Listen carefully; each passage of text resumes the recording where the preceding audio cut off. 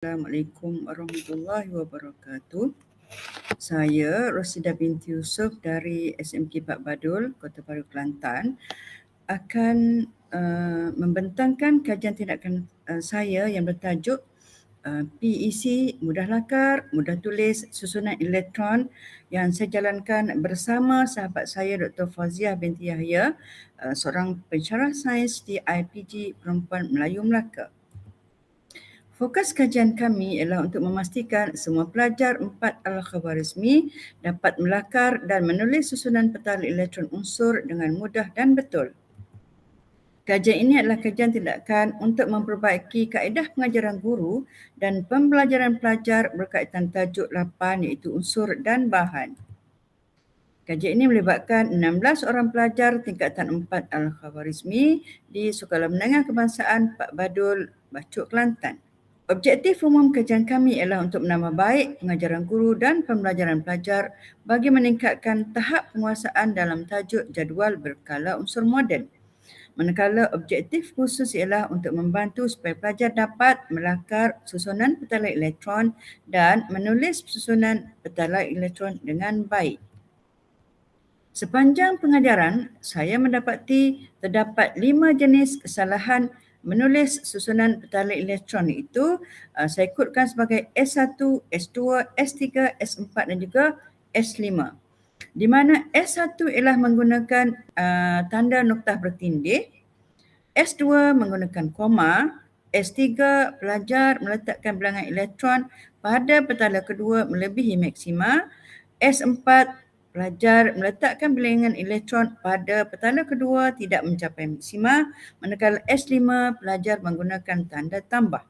Mengikut susunan petala elektron, pada petala pertama hanya ada 2 elektron sahaja, petala kedua hanya ada 8 elektron sahaja dan juga pada petala ketiga maksimanya ialah 8 elektron. Ini pula ialah kesalahan melakar susunan petala elektron di mana kod L1 pelajar tidak melukis nukleus di tengah-tengah petala. Kesalahan L2 ialah melukis lebih daripada 2 elektron pada petala kedua. Kesalahan L3 ialah melukis lebih daripada 2 elektron di petala ketiga.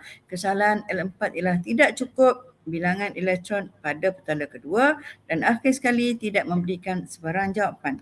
Hasil analisis data menunjukkan bahawa pelajar masih belum memahami dengan jelas tentang konsep penyusunan petala elektron unsur.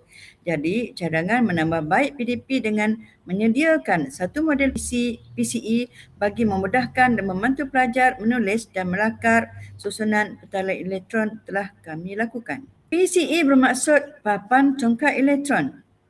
Bahan untuk membuat PCE ialah satu papan, sama ada papan yang boleh dibeli ataupun boleh digunakan kotak-kotak yang daripada kotak-kotak yang terbuang.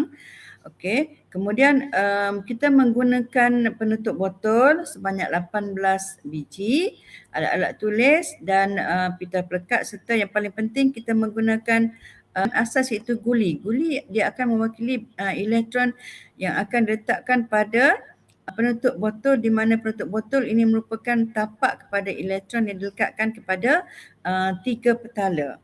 Ini adalah model yang dibuat oleh guru dan ini adalah model yang dibuat oleh pelajar menggunakan bahan-bahan yang recycle.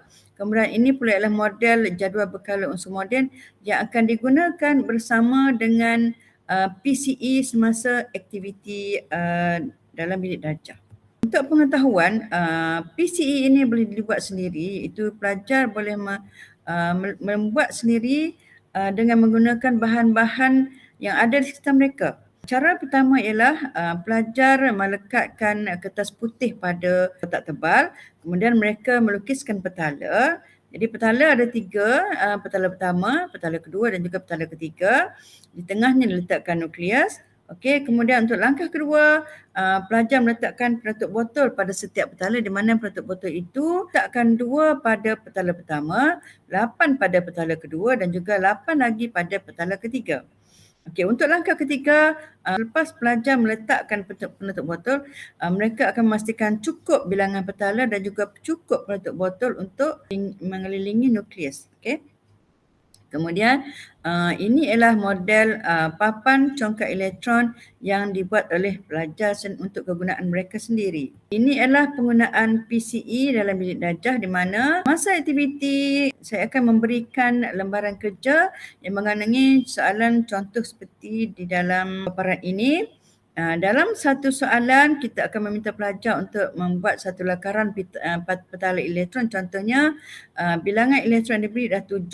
Kemudian mereka perlu menulis susunan petala elektron dan juga menuliskan nama unsur. Untuk langkah kedua, pelajar akan menyusun petala elektron di papan congkak elektron seperti yang dikehendaki. Dan ini pula ialah jawapan pelajar di mana mereka telah membuat lakaran, meletakkan 2 elektron pada petala pertama dan juga 5 elektron pada petala kedua, jadi menjadikan bilangan elektron ialah sebanyak 7. Susunan elektron ditulis sebagai 2.5 dan juga unsur ini dinamakan sebagai nitrogen. Ini adalah penggunaan molder di bilik darjah. Pelajar menggunakan guli dan menyusun petala elektron di papan congkak elektron bersama dengan sahabat-sahabat mereka dalam satu kumpulan. Seterusnya, mereka akan menggunakan carta jadual berkalamun unsur moden untuk menyemak nama unsur dan ditulis pada kertas jawapan. Dan ini adalah di mana pelajar melakukan aktiviti di kem sains di luar sekolah. PCE ini boleh digunakan di dalam bilik darjah dan juga di luar bilik darjah. Dia memang sesuai untuk digunakan di mana-mana pun sebab ianya ringan dan mudah dibawa. Ini adalah fasa kajian kitaran 1 4 fasa di mana peringkat pertama kita akan merancang, peringkat kedua mengambil tindakan, peringkat ketiga melakukan pemerhatian kepada hasil kerja pelajar dan akhir sekali melakukan refleksi bersama ahli-ahli penelitian sains dan juga ketua bidang sains dan matematik. Okey, ini pula adalah dapatan kajian di mana selepas penggunaan PEC didapati markah pelajar meningkat. Jadi dapat dibuat kesimpulan bahawa